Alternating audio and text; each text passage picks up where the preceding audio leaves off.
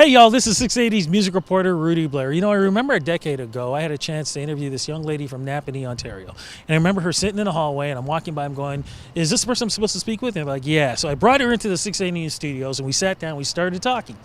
And 10 minutes into the interview, literally I had to stop and go, who the heck is this? Because I've never interviewed anybody so bold at that age. Well, that young lady turned out to be Avril Levine, and that boldness, that's gotten her not just to be one of the biggest artists in Canada, but internationally one of the biggest artists in the world. She definitely is one of my favorite artists I've interviewed here in Toronto.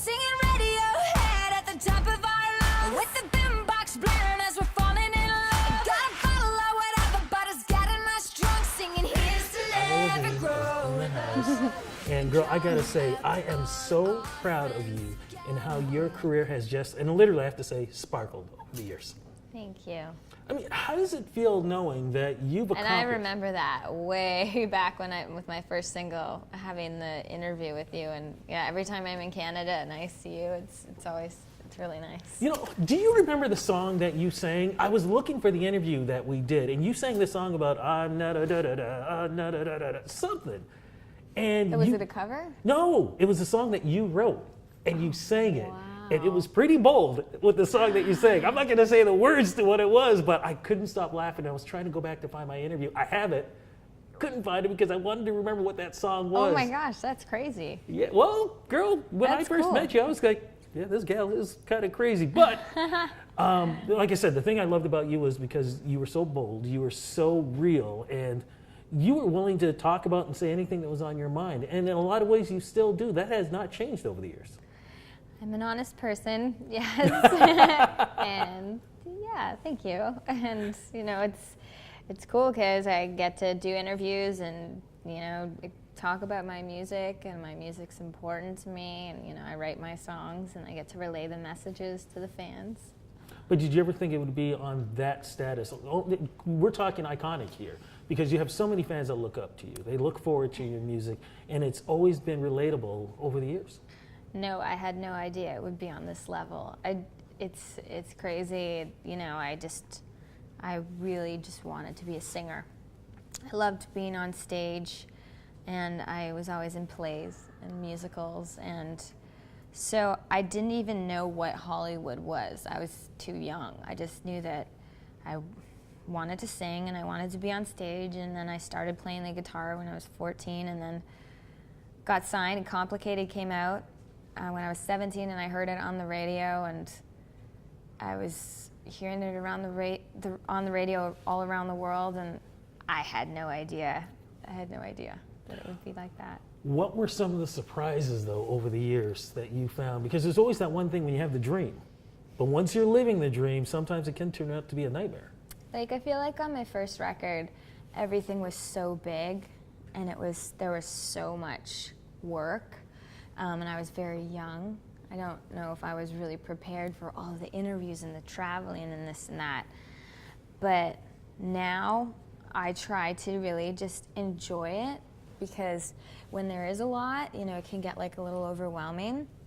So for me, it's like I'm here and I'm doing this and I'm putting out music, and every time I see my fans and I go out on stage, I just have as much fun as I can, because it is fun.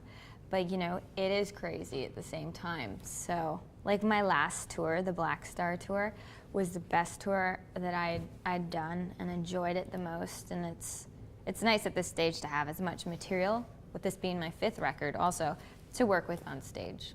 So here you are, you're working on an album. We're going to talk about the new single, and somewhere along the line, you fit in an engagement. Where does that sneak in on you? I'm a multitasker. It's never ending. There's always a lot going on. I'm just releasing my single, Here's to Never Growing Up. I have a record coming out in September, putting final touches on that and doing some creative with artwork, and I have a wedding that I'm planning, and I have a foundation and a clothing line.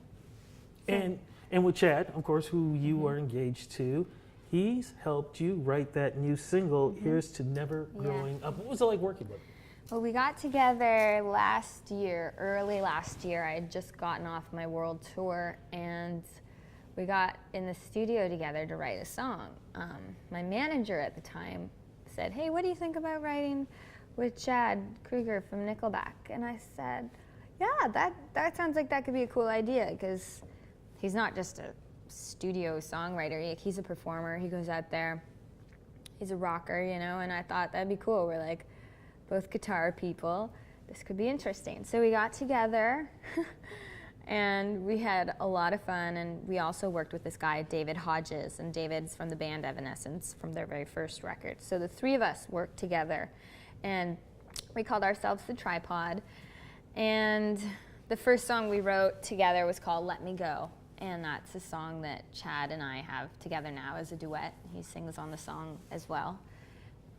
And we just wrote a bunch of songs, made a record, bonded over music, and we're really good friends, and now we're engaged. This song really does represent you, because it's almost as if you have grown up spiritually, emotionally, but there's a lot of you that still says, you know what, I'm still young. I can still click. I like it because, you know, it's doesn't matter how old you are. You can be young, have a young spirit and free spirit, and it doesn't, you know, it's about your state of mind. And it works for you, definitely. What's the rest of the album going to sound like? The album's really diverse. I talk about a bunch of different stuff. It's nostalgic. There's a lot of summer songs. There's piano ballads. There's more pop rock songs like the record. And I have a heavy guitar song called Bad Girl, and Marilyn Manson sings on that. And then I've got a song called Hello Kitty, and it's kind of electronic sounding. So it's all over the place. There's one song called Give You What You Like, and it's very, very raw. And it's almost like I'm a character, and I've kind of gone somewhere different that I haven't gone to before. I think it's also important too, because you kind of mentioned it earlier, even though we're talking about great music, you also know how to help the fans with your foundation. Talk a little bit about that. It's been really nice because I was doing a lot of work with the Make-A-Wish Foundation, and they're great. They grant a child a wish, and I got to, like a lot of the times, I got to meet them. Their wish was to meet me. And it felt really good, and I was really young. And so I started doing that early on, and I just really, as I got older, I was like, I want to do more and take it to the next level. So I started my foundation, the Avril Levine Foundation. We work with young people with disabilities and serious illness, and you can learn more about it on the AvrilLevineFoundation.org. Wow. Tour-wise, what's going to happen? I'll go on tour for this record. I don't have it planned yet, but like end of year-ish.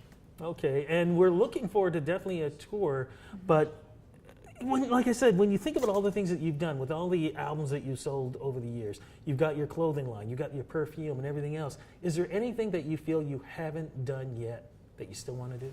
I want to do a movie. I've done like I've had a few small parts in a couple films, but I'd really love to do a film. And we were talking about it the other day. I was like, God, it'd be so cool to like do like hair or like makeup, you know, because I have a lot of fun with that.